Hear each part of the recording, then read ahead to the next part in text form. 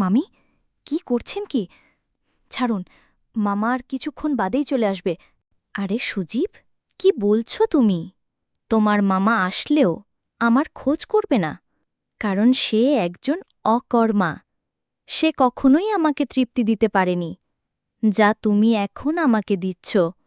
মামি, তাহলে ঠিক আছে, এখন তাহলে আমি তোমার ওইখানে দিচ্ছি। ব্যথা পাবে নাকি? আরে না বাবা, না, ব্যথা কেন পাব? যেই ব্যথা তুমি দিবে সেটিই আমার সুখের অংশ। নাও, এবার জলদি করে শুরু করে দাও। মামি, আমাকে শক্ত করে ধরুন, বাইর হতে চলেছে। হ্যালো বন্ধুরা, আমি সজীব, একজন তরুণ ব্যক্তি। আমি আমার মামার বাড়িতে কাজ করতাম। মামা তার স্ত্রীকে খুশি করতে পারতেন না, তাই প্রায়ই তিনি আমাকে তার ঘরে ডাকতেন। আমার মামি, যিনি দেখতে অত্যন্ত সুন্দরী, মাঝে মাঝে এসে আমার পাশে শুয়ে থাকতেন। প্রথমে আমি বুঝতাম না কেন এমনটা হচ্ছে, কিন্তু সময়ের সঙ্গে সঙ্গে বিষয়টি পরিষ্কার হয়ে উঠতে লাগল। মামি বয়সে আমার থেকে অনেক বড় ছিলেন। আমাদের মধ্যে খুব বেশি কথা হতো না। তিনি তার নিজের কাজে ব্যস্ত থাকতেন এবং মামার সঙ্গেও তেমন কথা বলতেন না। এক রাতে মামি আমাকে তার রুমে ডেকে বললেন, সজীব, আজ আমার শরীর ভালো লাগছে না, তুমি আমার পাশে শুয়ে থাকো। আমি তার কথা মতো তার রুমে গেলাম এবং শুয়ে পড়লাম। তিনি লাইট বন্ধ করে দিলেন। তখন আমি বুঝতে পারলাম, তাকে এতটা কাছাকাছি পেয়ে আমি নিজের আবেগ নিয়ন্ত্রণ করতে পারছি না। তখন আমি চাকরির খোঁজে ছিলাম, কিন্তু কোথাও কাজ পাচ্ছিলাম না। একদিন আমার বন্ধু রাকেশ বলল, তার মামা শহরে থাকেন এবং তিনি আমাকে চাকরি দিতে পারবেন। আমি খুব বেশি শিক্ষিত ছিলাম না, চতুর্থ শ্রেণী পর্যন্ত পড়াশোনা করেছি। এর ফলে ভালো চাকরি পাওয়া আমার জন্য কঠিন ছিল। আমি গ্রামে ছোটখাট কাজ করে কোনো মতে দিন কাটাতাম। রাকেশ আমাকে একটি মামার একটি ঠিকানা দিল।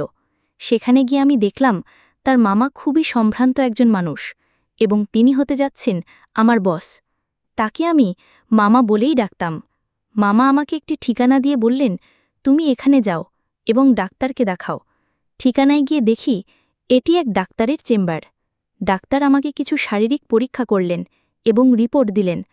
আমি রিপোর্ট নিয়ে মামার কাছে ফিরলাম। মামা রিপোর্ট দেখে হাসি দিয়ে বললেন, তোমার চাকরি পাকা হয়ে গেছে। এত সহজে চাকরি পেয়ে আমি অবাক হয়ে গেলাম। তখনও ভাবতে পারছিলাম না কিভাবে এত সহজে আমার এই সুযোগটি মিলল। চাকরিতে যোগদানের পর থেকেই আমি প্রায় মামিকে লক্ষ্য করতাম। তিনি খুবই আকর্ষণীয় এবং মার্জিত। তাকে দেখে আমার মনে হতো, যদি আমার স্ত্রী এত সুন্দর হতো। তবে আমি নিজের দায়িত্বে আরও মনোযোগ দিলাম। একদিন পুরনো এক চাকর এসে বলল, তোমার বস খুব কঠোর, তার মনোভাব বুঝে কাজ করো। মামি একদিন আমাকে ডেকে বললেন, তুমি খুব অল্প বয়সী এবং সুন্দর, পরিষ্কার পরিচ্ছন্নতায় মনোযোগ দাও। আমি এমন চাকর পছন্দ করি যে মনিবের মতো পোশাক পরে। কথা বলে তিনি কিছু টাকা দিলেন এবং বললেন, এটা তোমার নিজের জন্য খরচ করো।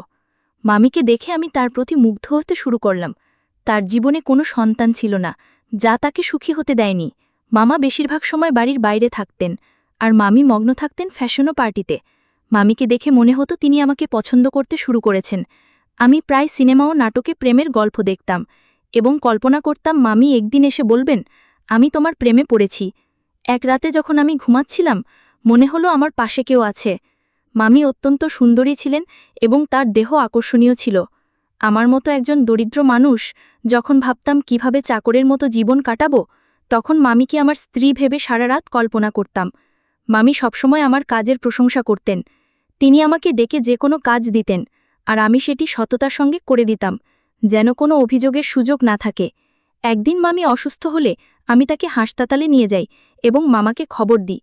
মামা হাসি মুখে আমাদের সবার জন্য মিষ্টি আনলেন। কিন্তু সেই দিন থেকেই মামি যেন বদলে গেলেন। তিনি আমার দিকে অদ্ভুতভাবে তাকাতে লাগলেন এবং বাইরে যাওয়া বন্ধ করে দিলেন। ফলে এখন শুধুমাত্র মামিকে কাজের সময় দেখতাম। কিছুদিন ধরে আমার মন খারাপ ছিল। মনে হচ্ছিল আমি হয়তো মামিকে নিয়ে অশক্ত হয়ে পড়েছি। কিন্তু আমি আমার কাজ চালিয়ে যাচ্ছিলাম। সময় এগিয়ে চলল এবং একদিন মামি সন্তান জন্ম দিতে চলেছেন এমন খবর এলো। তবে মামা আগের মতো খুশি ছিলেন না। তিনি সবসময় চিন্তিত থাকতেন। এক রাতে মামা আমাকে তার ঘরে ডেকে বললেন, এই ব্যাগটি নাও। যদি আজ রাতে আমার স্ত্রী সন্তান জন্ম দেন, তবে এই ব্যাগ ব্যবহার করে শিশুটিকে গোপনে সরিয়ে ফেলো। আমি কখনো মামার কোনো নির্দেশ অমান্য করিনি, তাই সেদিনও কোনো প্রশ্ন করলাম না। কিন্তু আমার মন খুব অস্থির ছিল।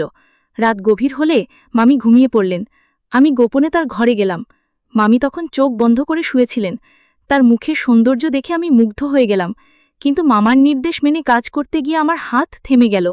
ব্যাগটি নিয়ে শিশুটিকে ঢুকানোর সময় মামি হঠাৎ চোখ খুললেন এবং মৃদু হাসলেন। মামি বললেন, তুমি কি সত্যি শিশুটিকে মেরে ফেলতে চাও? আমি চমকে উঠে বললাম, এটা আপনি কি বলছেন? মামি বললেন, তোমার মামাই শিশুটিকে মেরে ফেলতে চান, কারণ তিনি সন্দেহ করেন এই শিশু তার নয়। তার কথা শুনে আমি স্তব্ধ হয়ে গেলাম। আমি বললাম, আপনি যা বলছেন তা কি সত্যি? মামি বললেন, তোমার মামা চান এই সত্য প্রকাশ পাক। তিনি বাবা হতে সক্ষম কিনা তা পরীক্ষা করতেই তোমার মাধ্যমে এই কাজটি করিয়েছিলেন। মামি আরও বললেন, এই শিশুটি আসলে তোমার সন্তান। আমি কখনো চাইনি তোমার সঙ্গে এমন কিছু ঘটুক, কিন্তু তোমার মামা আমাকে বাধ্য করেছেন। আমি স্তব্ধ হয়ে বসে রইলাম। এত সুন্দর একজন মহিলার সঙ্গে, যাকে আমি মামি বলে ডাকি, এমন কিছু ঘটতে পারে তা ভাবতেও পারিনি। মামির এই কথা শুনে আমি হতবাক হয়ে গেলাম এবং কিছু বলতে পারলাম না। তুমি বলতে লাগলেন, তোমার মামা এমন এক পরিকল্পনা করেছেন যা তুমি বুঝতেও পারোনি। তুমি মনে করতে তুমি তোমার স্ত্রীর সঙ্গে আছো, কিন্তু আসলে আমি ছিলাম। তোমার মামা রাতের আধারে আমাকে তোমার রুমে পাঠাতেন এবং তোমার স্ত্রীকে অন্য ঘরে অজ্ঞান করে রেখে দিতেন। তিনি নিজেই পাহারা দিতেন যাতে কেউ সন্দেহ না করে। মামি বলতে লাগলেন, আমি প্রথমে বাধ্য হয়ে এসেছিলাম, কিন্তু পরে তোমার প্রতি আকৃষ্ট হতে শুরু করলাম। তোমার কাছ থেকে যে সুখ পাচ্ছিলাম সেটা তোমার মামা কখনো দিতে পারতেন না। সেই কারণেই আমি নিজেও তোমার প্রতি দুর্বল হয়ে পড়েছিলাম। তোমার মামা যখন এই পরিকল্পনা চালিয়ে যেতে লাগলেন, আমিও নিজে এটি উপভোগ করতে শুরু করলাম। তিনি আমাকে তোমার কাছে বারবার পাঠাতে থাকলেন। তিনি আরও বললেন, আমি গর্ভবতী হলাম, আর তোমার মামা আমাকে ভোরের অন্ধকারে ঘরে ফিরিয়ে আনতেন, যাতে কেউ কিছু বুঝতে না পারে। এইভাবে তোমার মামা তার সন্তান হওয়ার আশা পূর্ণ করতে চেয়েছিলেন। আমি নিজেও অজান্তে সেই পরিকল্পনার অংশ হয়ে পড়েছিলাম। কিছুদিন পর ডাক্তার জানালেন যে আমি মা হতে চলেছি। এ খবর শুনে তোমার মামা খুব খুশি হয়েছিলেন, কিন্তু আমি বিস্মিত হলাম যখন শুনলাম তিনি ডাক্তারের কাছেও মিথ্যা বলেছেন। মামি বলতে থাকলেন, কেউ কিভাবে তার স্ত্রীকে এমনভাবে ব্যবহার করতে পারে? তোমার মামা আমাকে ও তোমাকে তাদের খেলার পুতুল বানিয়ে ফেলেছিল। আমি চুপচাপ শুনছিলাম এবং ভাবছিলাম, কিভাবে এমন ঘটনা সম্ভব? মামি তখন বললেন, তোমার মামা তার পরিকল্পনায় ব্যর্থ হয়েছিলেন, কারণ যখন তার একটি ছেলে হলো তখন সে খুশি হতে পারেনি। সে উত্তরাধিকার চায়নি, বরং সম্পূর্ণ ব্যবসা ধ্বংস হওয়ার পর তিনি সবকিছু হারিয়েছিলেন। তখনই সে শিশুটিকে ফেলে দেওয়ার পরিকল্পনা করেন। আমি বললাম, আমি এসব জানতাম না। যদি এটা অন্য কারো সন্তান হতো, আমি হয়তো জঙ্গলে ফেলে দিতাম, কিন্তু তুমি তার মা, তার যত্ন নেওয়ার দায়িত্ব তোমারও। মামি আমার হাত ধরে বললেন, এই সন্তান শুধু আমার নয়, তোমারও। তুমি তার পিতা, এর সুরক্ষার দায়িত্ব তোমারও সমান। আমি বললাম, তাহলে এই সন্তান আমার, তুমিও আমার স্ত্রী। মামি মুচকি হেসে বললেন, ধনসম্পদের লোভে আমি অন্ধ হয়ে এমন একজনকে বিয়ে করেছি যে তার সম্মান রক্ষা করতে তার স্ত্রীকে অন্যের কাছে পাঠিয়েছিল, এবং যখন আমি তার সম্মান রক্ষা করলাম তখন সে সন্তানের প্রাণ নিতে চাইল। মামি আরও বললেন, আমি আর এই মানুষটির সঙ্গে থাকতে চাই না। তোমার মন অনেক বড়, তুমি গরিব হতে পারো, কিন্তু তুমি একজন সৎ মানুষ। আমি তোমাকে বিয়ে করতে চাই, যাতে আমাদের সন্তান ভালোভাবে বেঁচে থাকতে পারে। মামি জানালেন, তিনি মামাকে ডিভোর্স দিয়েছেন। আমরা একসঙ্গে থাকতে শুরু করলাম। মামি সেই বাড়িটি আগেই নিজের নামে করেছিলেন। কিছুদিন পর যখন আমার স্ত্রী বিষয়টি জানতে পারলেন, আমি তাকে ছেড়ে যেতে চাইলেন, কিন্তু মামি পুরো ঘটনা ব্যাখ্যা করলে আমি তাকে বুঝিয়ে শান্ত করলাম। অবশেষে আমি আমার দুই স্ত্রীর সঙ্গে সুখে সংসার করতে শুরু করলাম। আমরা সবাই একসঙ্গে থাকি। আমি আজ খুব খুশি, কারণ এমন সুন্দর জীবন আমি কখনো কল্পনা করিনি। বন্ধুরা, গল্পটি কেমন লাগলো জানাতে ভুলবেন না। আরও মজার মজার রোমান্টিক গল্প শুনতে চাইলে ভিডিওটি লাইক, শেয়ার এবং চ্যানেলটি সাবস্ক্রাইব করতে ভুলবেন না।